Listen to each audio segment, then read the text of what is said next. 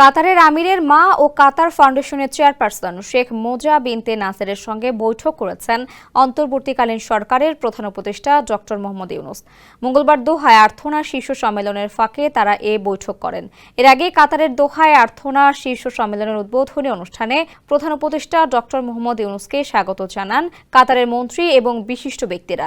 দোহায় 22 ও 23 এপ্রিল অনুষ্ঠিত হতে যাওয়া এবারের আর্থনা শীর্ষ সম্মেলনের প্রতিপাদ্য হচ্ছে আমাদের উত্তরাধিকার গড়ে তোলা, স্থায়িত্ব, উদ্ভাবন ও ঐতিহ্যবাহী জ্ঞান। 4 দিনের এ সফর চলাকালে তিনি কাতারের আমির Sheikh Tamim bin Hamad Al থানির সঙ্গে দ্বিপক্ষীয় বৈঠক করবেন বলে আশা করা হচ্ছে।